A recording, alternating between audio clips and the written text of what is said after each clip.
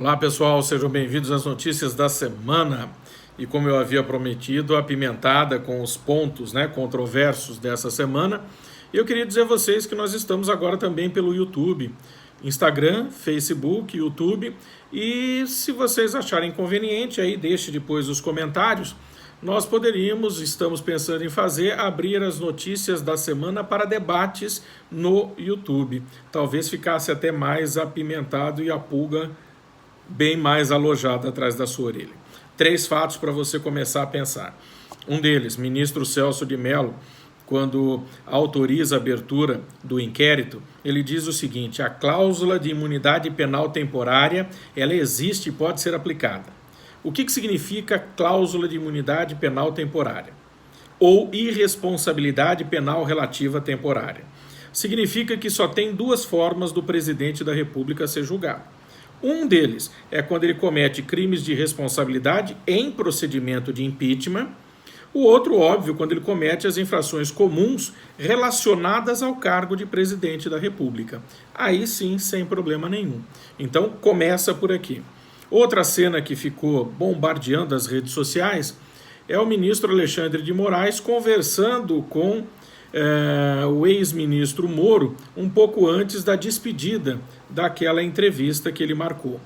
E o Sérgio Moro, uma pessoa extremamente vaidosa, como sempre eu falo, disse que ele tem tudo guardado no Instagram, no WhatsApp, e que ele vai apresentar. E que ele vai simplesmente mostrar que o presidente queria, e aí tem um erro óbvio, né? Ele queria ter acesso a todos os documentos da PF, controlar a PF e controlar a investigação contra os filhos dele. Isso realmente não pode. Mas preste atenção nesta lei. Lei relacionada a direito. Guarde isso, nós vamos falar o conceito de direito daqui a pouco. A lei é número 13.047 de 2014. O artigo é o 2º, a letra é C. Artigo 2º C, diz o seguinte: o cargo de diretor-geral nomeado pelo presidente da República é privativo de delegado da Polícia Federal, integrante de quadro de classe especial. Ou seja, Ramage, que estava como diretor na BIM, preenchia todos esses requisitos. Se ela era amigo ou não do presidente da República, porque trabalhou para ele como segurança, é outra conversa. Mas legalmente o direito está aqui. Ele tinha condição de nomear, sim. Aí veio Alexandre de Moraes e cassou a nomeação e disse o seguinte: olha, não vai não. Até porque quem assumiria no lugar do diretor que havia saído é também da confiança de Moro e também de Alexandre de Moraes. Política pura. Direito é política pura. Principalmente se a população não participa. Esse é o nosso ponto de hoje.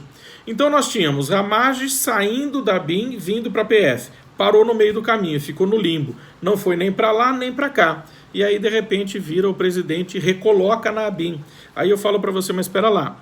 Se ele não preenche os requisitos para estar na PF e é nomeação privativa do presidente da República, ele também não poderia ter retornado para a BIM. Olha a politicagem onde está e olha o meio que você está se envolvendo. Ok? Mas não fosse isso suficiente, me permitam ler o conceito de direito por Paulo Dourado de Guzmão. Direito é o conjunto de normas executáveis coercitivamente, uso da força, reconhecidas ou estabelecidas e aplicadas por órgãos institucionalizados. Não é por menos que nós temos 3 poderes: executivo, legislativo e judiciário. O executivo e o legislativo, nós colocamos a pessoa ali, ela é eleita, se ela não cumprir as obrigações, nós sacamos, tiramos, não volta mais e vamos tentar outra sorte. Mas o judiciário não. O judiciário, a pessoa passa em concurso e é para todo sempre, amém. Mas quando um juiz passa no concurso, ele recebe o que nós chamamos de jurisdição, poder, dever de dizer o direito posto, a lei posta. Ele está vinculado à lei, ele não pode sair em hipótese alguma da lei posta. Mas se o brasileiro não conhece a lei, fica fácil ser manipulado e falar: a Constituição ela é comunista, as leis não prestam, vamos fazer leis, vamos aumentar penas, vamos fazer o que puder para modificar isso. Você modifica estudando, lendo, prestando atenção no que acontece. Olha que interessante o conceito de Lênio Streck para o direito. Olha só, não é qualquer direito que vale e é legítimo, mas apenas aquele que passou por uma prova, que passou pela prova de uma razão hermenêutica, ou seja, pela aplicácio jurídica.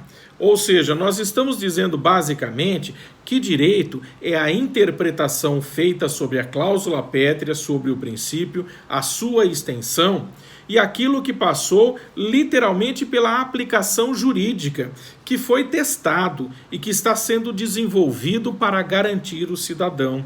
Não está acontecendo. Como eu disse aos senhores, STF e STJ hoje julgam fake news ou simulacros. Eles colocam moral e bons costumes, não se responsabilizam e não trabalham com a lei. A população não sabe disso e, portanto, não sabe como cobrar, e nós ficamos à mercê de um direito totalmente falho, porque não é direito, é um dilema. Quando eu não tenho direito, quando eu não tenho as razões da lei, eu crio dilemas. Ou seja, eu vou abrindo jurisprudência, vou abrindo buraco na lei, vou fazendo interpretação ao meu bel prazer. O juiz que acabou de ser nomeado e acabou de entrar no concurso, ele diz o que ele quer, o ministro diz o que ele quer, o desembargador também, e não há coerência jurídica. É por isso que, se nós pegarmos aqui o conceito do Lênio, nós vamos verificar que nós temos hoje uma falsa segurança para quem conhece o direito. Ele sabe, olha, eu não tenho segurança nenhuma, eu não tenho aonde me resguardar, porque nós estamos vivendo exatamente uma anarquia, a ausência de princípios legais, a anarquia. Esse é o dilema. Quais são as consequências desse dilema? As mais trágicas possível, porque dilema é moral, não é direito. E nesse ínterim, se nós passarmos por aí, veja que coisa interessante que nós estamos vivendo na época de pandemia. Os médicos estão escolhendo quem vai sobreviver e quem vai morrer. Vamos dar um exemplo assim bobo. Você acaba recebendo a notícia de que uma pessoa mais nova foi salva em prejuízo de uma pessoa com 72 anos.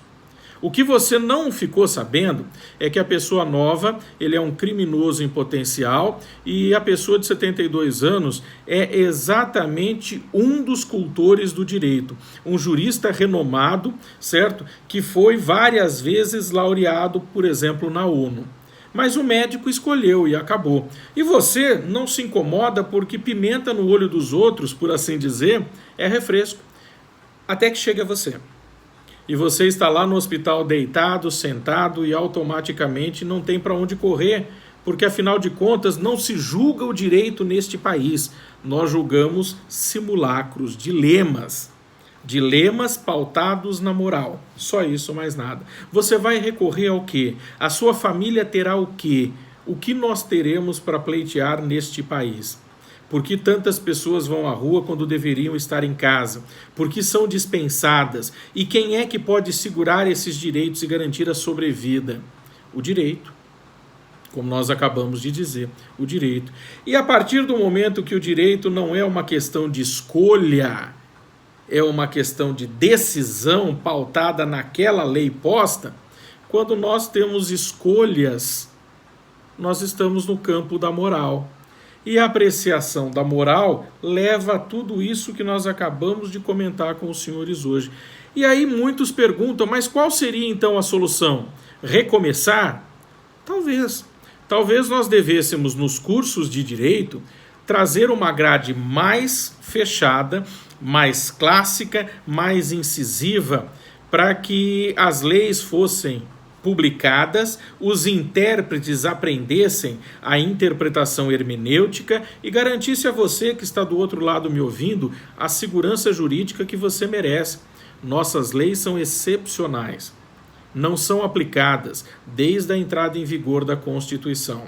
Nós temos junto ao STF Celso de Mello. Quando ele sair, o que nos restará? A Constituição é sua, é minha e é nossa garantia. As leis também. Eu garanto aos senhores que os senhores nunca, em hipótese alguma, viram o direito. Viram dilemas, viram fake news e viram os simulacros da vida. Grande abraço e até a próxima!